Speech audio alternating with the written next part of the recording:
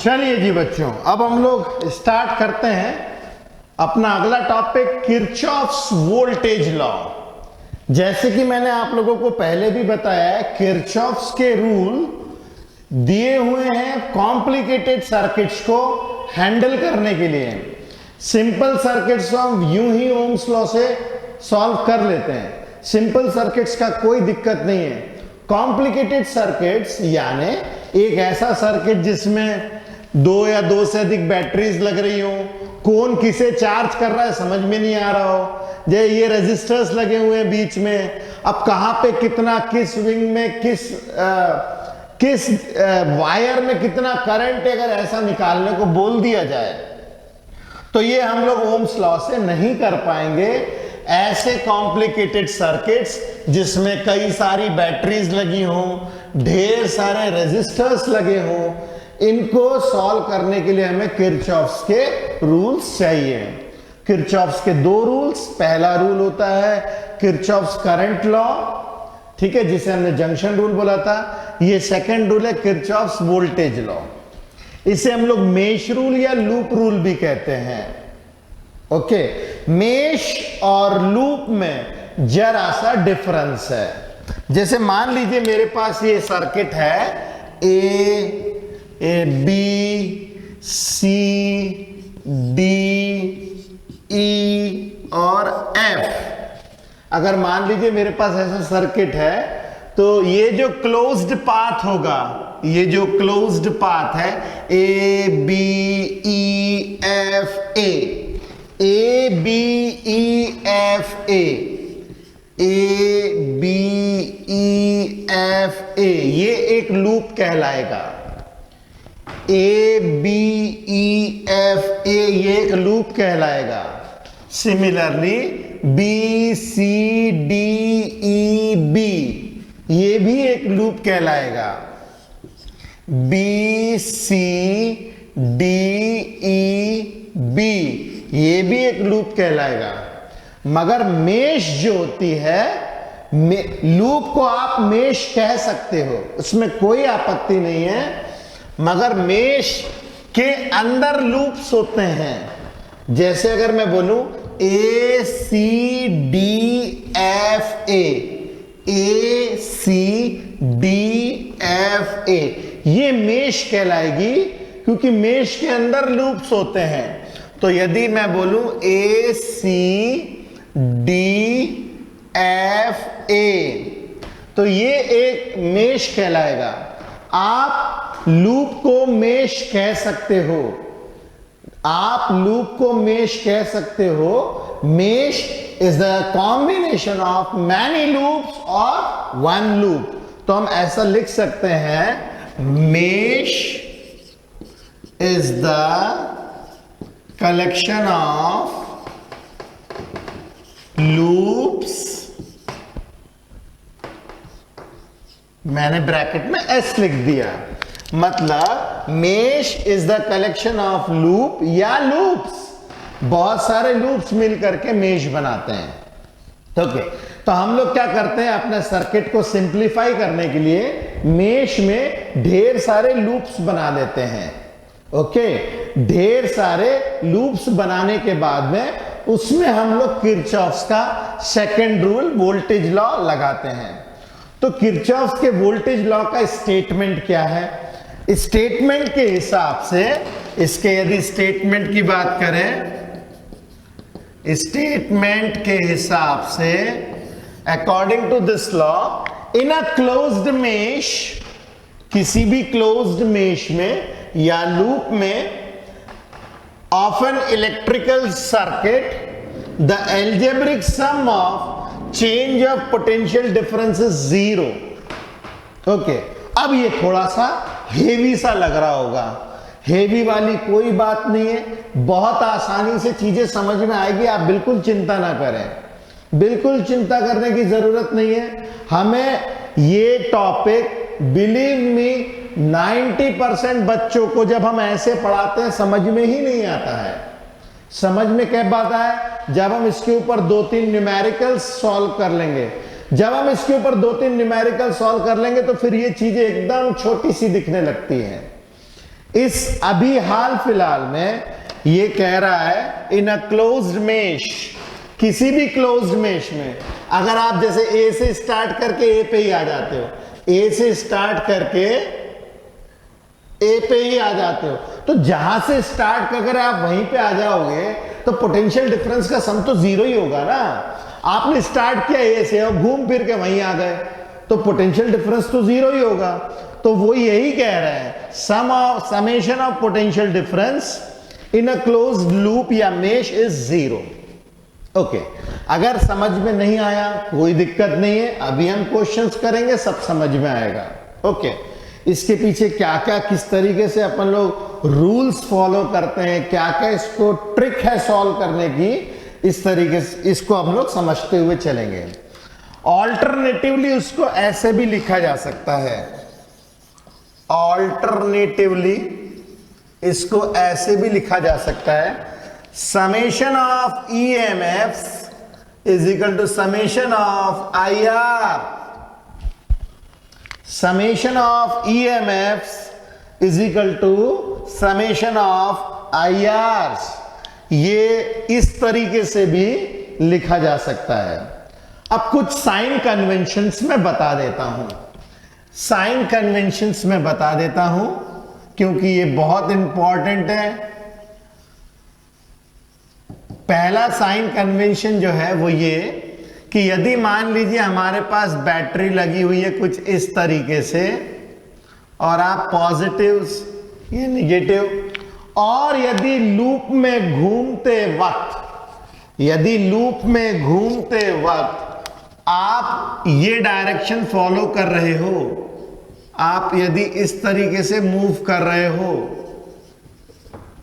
आप यदि इस तरीके से मूव कर रहे हो मतलब ऐसे जा रहे हो, तो देखिए ये ऐसे जा रहे हो, ऐसे जा रहे हो, तो आप पॉजिटिव से निगेटिव टर्मिनल की तरफ आते हो, पॉजिटिव से निगेटिव टर्मिनल की तरफ आते हो, तो आपको इसका EMF निगेटिव लेना पड़ेगा, आपको इसका EMF निगेटिव लेना पड़ेगा, EMF इसका निगेटिव लिया जाएगा। ठीक है, इसी में दूसरा रूल है, यदि आप कुछ इस तरीके से चलते हो, मतलब मेश में इस तरीके से मूव करते हो ऐसे, तो इस सिचुएशन में आप जा रहे हो पॉजिटिव से निगेटिव टर्मिनल की तरफ, मतलब वोल्टेज बढ़ रहा है। ठीक है, बढ़ रहा है वोल्टेज मतलब पोटेंशियल डिफरेंस पॉजिटिव आएगा। ऐसे सिचुएशन में हम EMF को पॉजिटिव लेंगे, इस केस में EMF को पॉजिटिव लिया जाएगा। ओके, दूसरा रूल ये है कि यदि मान लीजिए हमारे पास में सर्किट में कोई रेजिस्टर लगा हुआ है, सर्किट में कोई रेजिस्टर लगा हुआ है या कैपेसिटर लगा हुआ है या कॉइल लगी हुई है, कैपेसिटर लगा हुआ है या कॉइल लगी हुई है, कॉइल लगी है या कैपेसिटर लगा हुआ है या रेजिस्टर लगा हुआ है, इसे हम लोग कहते हैं पैसिव कंपोनेंट्स। पैसिव कंपोनेंट्स मतलब इनके पास खुद का पोटेंशियल डिफरेंस नहीं होता है, इनके पास अपना खुद का पोटेंशियल डिफरेंस नहीं होता है। और मान लीजिए इस रेजिस्टर का रेजिस्टेंस R है और इसमें करंट का डायरेक्शन हम लोगों ने ये लिया है I। ओके, और अगर हम लोग लूप में इस डायरेक्शन में मूव कर रहे हैं, अगर इस डायरेक्शन में हम लोग मूव कर रहे हैं, तो ऐसे सिचुएशन में समेशन ऑफ IR में हम लोग लेंगे पॉजिटिव IR, क्योंकि जिस डायरेक्शन में करंट जा रहा है उसी डायरेक्शन में हम मूव कर रहे हैं, इसमें लेंगे प्लस IR। मगर यदि कुछ इस तरीके से हो जाए कि हम लोग मूव ऑपोजिट डायरेक्शन में करने लगे, मतलब करंट जा रहा है यहां मगर हम लोग मूव कर रहे हैं ऐसे, तो ऐसी सिचुएशन में हम लोग लेंगे -IR, कुछ इस तरीके से। इनको मैंने बताया था ये क्या होते हैं, ये सारे के सारे पैसिव कंपोनेंट्स होते हैं, पैसिव कंपोनेंट्स। ओके, चलिए ये तो हो गई इसके साइन कन्वेंशंस की बात, इसके साइन कन्वेंशंस की बात। और मेजॉरिटी ऑफ बच्चों को, बिलीव मी, यहां तक बहुत कम समझ में आता है। यदि आपको भी कम समझ में आ रहा है तो बिल्कुल चिंता करने की बात नहीं है, क्योंकि जैसे ही हम अभी एक आध दो क्वेश्चन सॉल्व करेंगे सब समझ में आने लग जाएगा क्या कहने की कोशिश कर रहे हैं। चलिए अब हम देखें कि इसमें हम लोग दोनों के दोनों रूल्स किस तरीके से अप्लाई कर सकते हैं। ओके, देखिए ये अभी हमारी स्टार्टिंग है, एक दो क्वेश्चंस करने के बाद ही हमें बेहतर समझ में आएगा। ओके, हम लोग को जो रूल अप्लाई करना है, पहले अप्लाई करना है करंट रूल, और उसके बाद हम लोगों को अप्लाई करना है वोल्टेज रूल। किरचॉफ्स के दोनों रूल अप्लाई करने के बाद ही इस तरीके के कॉम्प्लिकेटेड सर्किट्स हम लोग सॉल्व कर सकते हैं। ओके, इसके लिए सबसे पहले कहीं ना कहीं से तो देखिए स्टार्ट करना होता है ना, कहीं ना कहीं से तो हमें स्टार्ट करना होता है। तो हम लोग स्टार्ट करते हैं ऐसी लोकेशन से जहां पे बड़ी बैटरी हो।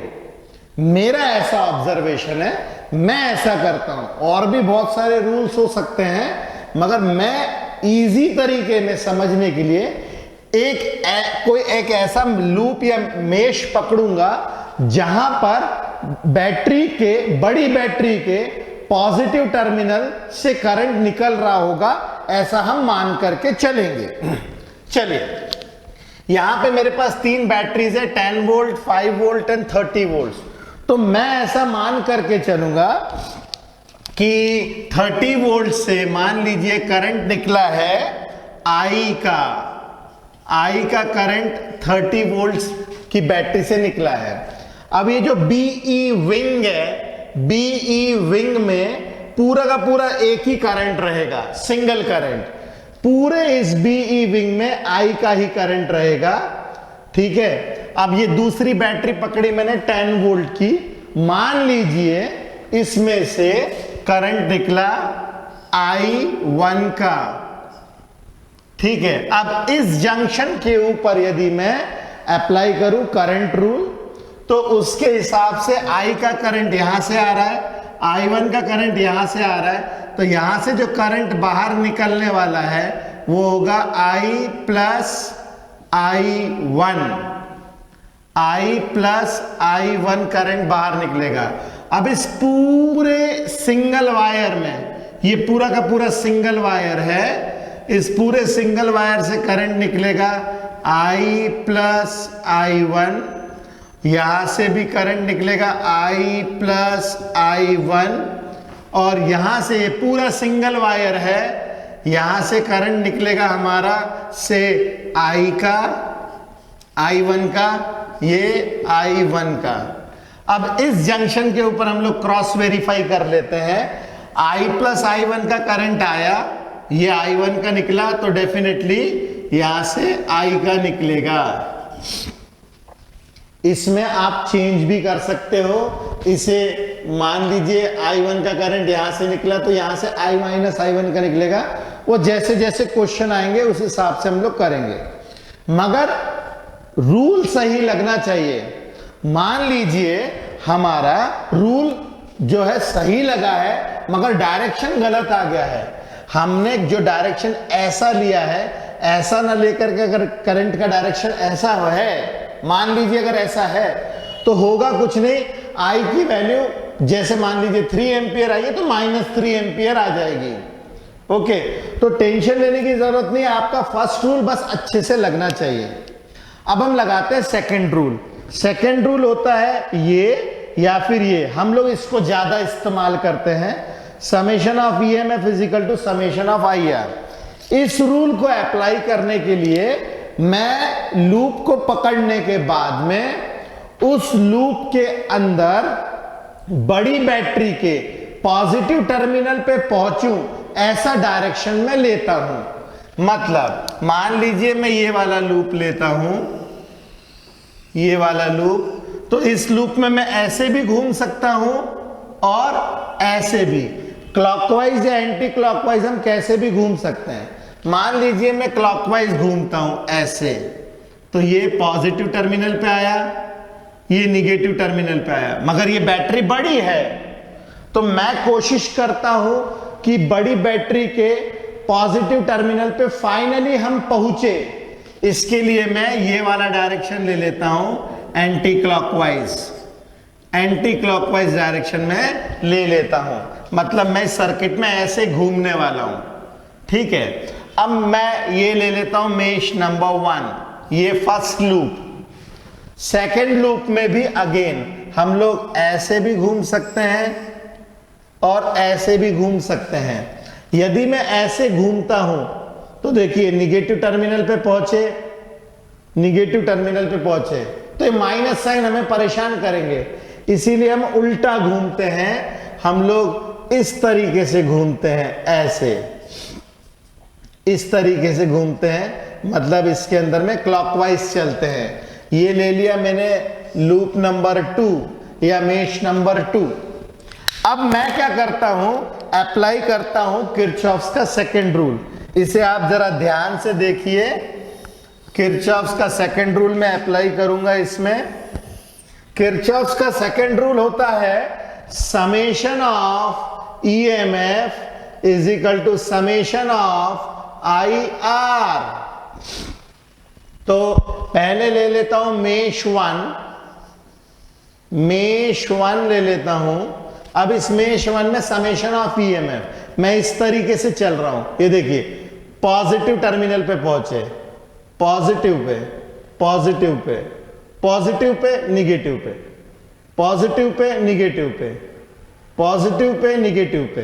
तो हम लेंगे +30 निगेटिव पे, -10, दो ही बैटरी लगी थी, समेशन ऑफ ईएमएफ कर दिया, is equal to summation of IR। ये मैं जा भी ऐसे ही रहा हूं और करंट भी ऐसा ही है, तो प्लस लेंगे I इंटू 2, फिर यहां पे मैं जा ऐसे रहा हूं मगर करंट ऐसे जा रहा है, तो हम लेंगे माइनस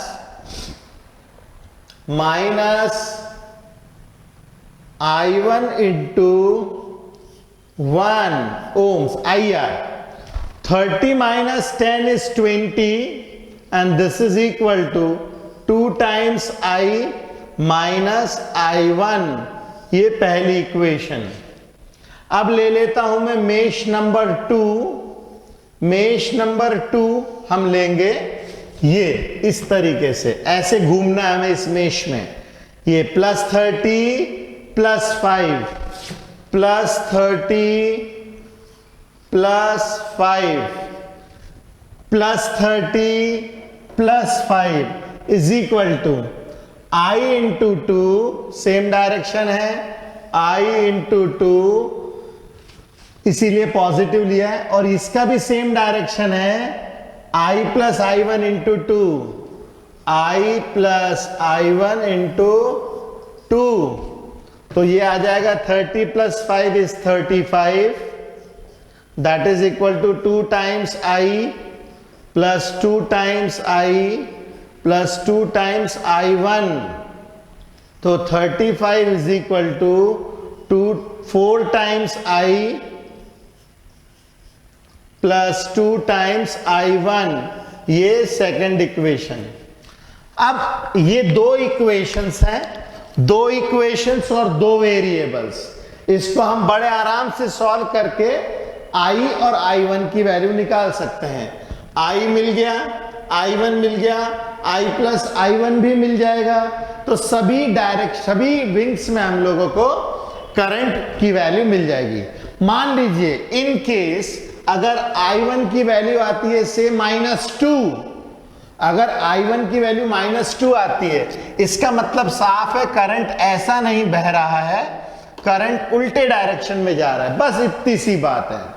अगर हमने फर्स्ट रूल अच्छे से लगाया है तो डायरेक्शन की आप चिंता नहीं करिए, वो बिल्कुल सही तरीके से ही आएगा। ठीक है, तो चलिए इसको आप फटाफट लिखिए, फिर हम रियल टाइम क्वेश्चंस करेंगे, तब ये चीजें बेहतर समझ में आएगी। ओके, चलिए फटाफट लिखिए।